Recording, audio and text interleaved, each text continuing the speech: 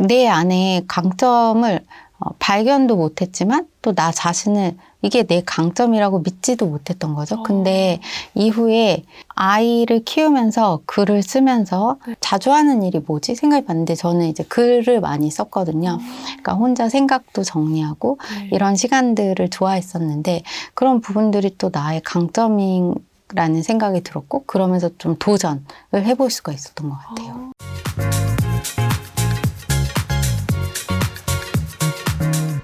예를 들어서 제가 30살인데 몇 년 정도 공부를 해야 그 아까 3단계 말씀하셨던 뭐 종잣돈을 모으고 내 집 마련을 한 뒤에 이제 수익형으로 네. 월마다 받을 수 있는 이렇게 하고 싶은 사람이에요. 네. 그럼 제가 공부를 한 몇 년 정도? 어느 기간 동안 해야 될까요? 공부는 사실 내가 실행을 하면서 공부하라 라는 말씀 먼저 드리고 싶어요. 왜냐면 많은 분들이 저도 그랬던 것 같아요. 내가 종잣돈이 그래도 한 몇 억은 모이면 나는 이제 한번 내 집을 마련하러 한번 가봐야지 뭐 이런 생각을 했고 또 거기서 돈이 좀 더 모이면 내가 그 다음 어떤 수익형을 공부를 하러 다녀야지 이런 생각도 했던 것 같아요. 근데 그날이 그렇게 잘 오지는 않은 게 나는 열심히 돈을 모으고 있었지만 그 사이에 가격은 또 오르고 있단 말이에요. 그리고 또 내가 거기까지 갔는데 이미 가격은 또 올라 있는 거죠. 그러니까 나는 계속 점점 약간 놓치는 그런 일들이 발생을 하더라고요. 그래서 저는 가급적 그래도 기간을 매우 짧게 잡으시는 걸 이제 권해드리고 싶어요. 그러니까 예를 들면 아주 크게 시작하는 것이 아니라 뭐 기간을 짧게 하되 금액을 좀 적게 도전을 해보는 것. 그러니까 예를 들어서 내가 종잣돈 뭐 얼마를 모아가지고 또 얼마짜리 내 집을 사고 그다음에 얼마짜리 수익형 이렇게 크게 가다 보면은 준비하는 기간이 너무나 길어질 수 있어요. 그러니까 종잣돈도 목표를 잡을 때 뭐 본인의 수준에서 정말 내가 나의 지금 상황에서 1,000만 원을 목표로 할 수도 있는 거고요. 또는 뭐 5천만 원, 3천만 원 이렇게 나의 현실에서 그래도 조금 빠르게 이루어질 수 있는 금액으로 종잣돈 모으기도 이렇게 목표로 하시면 좋을 것 같아요.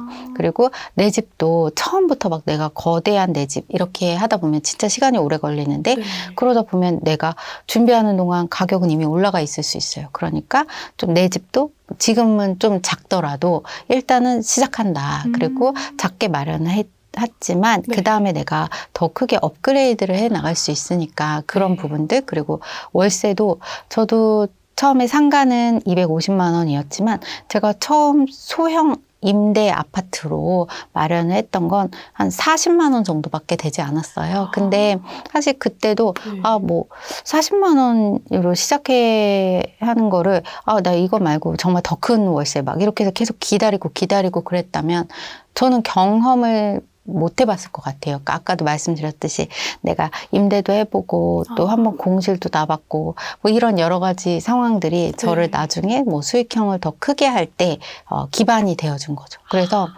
기간은 될 수 있으면 짧게 예를 들어서 뭐 1년? 1년 정도라도 좀 짧게 잡고 시작하는 걸 추천을 드리고 싶어요. 그러면은 1년 정도 잡고 이제 실전으로 하면서 같이 또 공부는 계속 이어나가요. 그렇죠. 네. 그래서 공부하면서 또 실전으로 들어가면서 그러니까 동시에 계속 진행을 하는 거죠. 그러면 이제 동시에 계속 진행할 때 공부법은 어떻게 하면 좀 빠르게 터득을 할 수 있을까요? 공부를 하면서 제가 실전으로 조금 더 빨리 가시라는 말씀을 드리는 것은 근데 그런 것 같아요. 그러니까 모든 배움이 그렇겠지만 우리가 자전거를 배울 수 있는 방법은 타는 법. 그러니까 예를 들어 자전거 타는 법을 배운다라고 하면 자전거를 뭐 책을 읽고 이렇게 영상만 보고 그냥 끝 이렇다고 자전거를 배울 수 없는 것처럼 이 재테크도 내가 실제 돈을 이렇게 한번 모아보고 또 투자도 해보고 이렇게 해야만 사실 배울 수 있는 실전이란 말이죠. 근데 자전거도 그렇다고 해서 내가 처음부터 그래 실전이야 해서 그냥 막 타면 넘어질 수 있잖아요. 그래서 뒤에서 그래도 누가 이렇게 잡아주잖아요. 그러니까 마치 그게 바로 배움인 것 같아요. 그러니까 우리가 나를 끌어줄 수 있는 어떤 뭐 배움이 책이 될 수도 있고 나보다 앞서간 뭐 멘토가 될 수도 있고 여러 내가 배울 수 있는 대상으로부터 또 배우면서 뒤에서 이렇게 잡아주듯이 저도 제가 재테크를 하면서 책에서도 배우고 또 책 안에서도 읽다 보면은 이 사람의 말이나 또는 이분이 하는 말이 나에게 매우 와닿는다라는 게 있을 수 있어요. 그렇다면 그 책 속의 그분이 나의 스승님이 될 수 있는 거죠. 그래서 뭔가 내가 나 혼자 하는 것이 아니라 그래도 실질적인 배움도 같이 있어준다면 실패가 좀 줄어들 것이고 그러다 보면 자신도 자연스럽게 나 혼자도 자전거를 타는 것처럼 그리고 한번 자전거를 타면 잊어버리지 않잖아요. 잘. 그것처럼 재테크도 한 몇 번 여러분이 투자를 하다 보면은 이게 뭐 그냥 아주 그렇게까지 막 무서운 공포나 두려움의 대상이 되지는 않는 것 같아요. 네, 그 자전거 타는 법에 비유해 주시니까 그렇게 두렵지 않을 것 같기도 하고 그리고 확 와닿는 것 같아요. 그래요? 돈 공부를 시작하면서 제가 나의 강점에 집중을 하기 시작했는데요. 다시 말해서 그전에는 제가 못하는 거에만 집중을 했었고 내가 갖지 못한 거에만 자꾸 집중이 되어 있었던 것 같아요. 그러니까 예를 들어서 나는 돈은 아예 관리를 잘 할 줄 모른다라는 생각도 있었고 또 내가 잘하는 게 뭐가 있어? 다 똑같은 거지. 그리고 나는 오히려 더 남들보다 뭐 제대로 하는 게 없어라는 생각도 되게 많았어요. 근데 그러다 보니까 뭐 하나도 제대로 시작할 수가 없는 거예요. 왜냐면 자신감이 없으니까. 그래서 그때부터 제가 내 안에 있는 강점들을 생각해 보기 시작했어요. 나의 강점을 발견할 수 있으면 정말 자신의 강점을 발견할 수 있으면 본인만의 강점을 통해서 자신이 원하는 삶을 살아갈 수 있게 되는 것 같아요. 근데 그런 강점을 발견하는 게 쉽지 않았어요, 저도. 근데 제가 이런 강점 중에서 어떻게 발견할 수 있었냐면, 일단 첫 번째로는 남들이 이제 나에게 물어보는 질문들도 굉장히 중요해요. 그리고 그러니까 예를 들어서 어떤 거는 어떻게 하는 거야? 뭐 또는 너는 어떤 방법으로 이렇게 했어? 라는 어쩌면 그냥 이렇게 흘리고 지나갈 수도 있는데 그 말이 또 본인에게 어떻게 들으면 또 약간 내 인생에서 다르게 이제 방향을 틀 수 있는 말이 될 수 있어요. 그러니까 예를 들어서 제가 요즘에 이제 그 엄마들을 만나다 보면 엄마들이 자신의 강점이 무엇인지 다 잊게 돼요.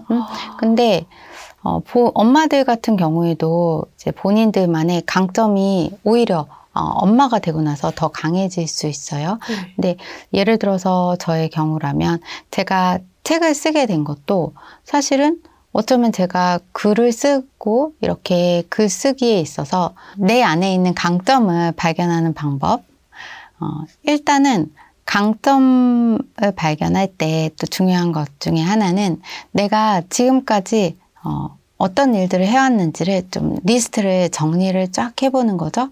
그래서 이 안에서 내가 여태까지 해왔던 일들을 쫙 정리를 해서 그리고 좋은 성과가 있었던 것이 무엇이 있었는지 일단은 내 여태까지 해왔던 일들을 한 장으로 쫙 정리를 해보는 것도 먼저 필요할 것 같아요. 그리고 또 다른 사람들이 자신에게 자주 물어보는 질문이 이제 또 그 힌트가 될 수 있어요. 그러니까 사실 우리는 어떤 사람한테 어떤 질문을 하는데 그 질문들이 다 다른 질문들이거든요. 그러니까 이 친구 만났을 때는 이거에 대해서 이렇게 얘기를 하거나 이걸 물어보게 되고 저 친구는 또 다른 질문을 하거든요. 근데 그 이유는 이 친구가 이거에 대해서 잘 알고 있거나 또 대답을 얻을 수 있다고 믿기 때문이거든요. 그래서 사람들이 나에게 질문하는 것이 무엇인지 그 부분을 일단 좀 확인을 해보는 것, 그리고 내가 지금까지 해왔던 일들을 쭉 리스트를 정리를 하는 거죠. 네. 근데 그 일이 막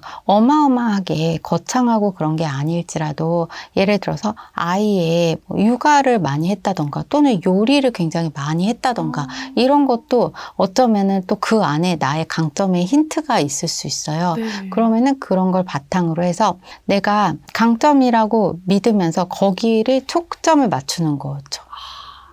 저의 경우에도 제가 작가가 되는 것이 꿈이었어요. 어렸을 때부터 꿈이었는데 사실 항상 제 마음속에 나는 글을 잘 쓰지도 못하고 뭐 이런 생각들이 많았어요. 그러니까 그러다가 대학교 때 잠깐 막 신춘문예 이런 거 준비하는 또 학원이 있었어요. 그래서 네. 가서 이렇게 한 달 다니기도 했었는데 그때 느꼈던 것이 글쓰기 참 어렵다라는 생각이 들었었어요. 근데 그때는 제가 내 안에 강점을 발견도 못했지만 또 나 자신을 이게 내 강점이라고 믿지도 못했던 거죠. 근데 이후에 아이를 키우면서 글을 쓰면서 나도 모르게 내가 여태까지 해왔던 그런 여러 가지 그 일기들 그리고 내가 써왔던 글들 이런 부분들 내가 제일 힘들 때 자주 하는 일이 뭐지? 생각해 봤는데 저는 이제 글을 많이 썼거든요. 그러니까 혼자 생각도 정리하고 네. 이런 시간들을 좋아했었는데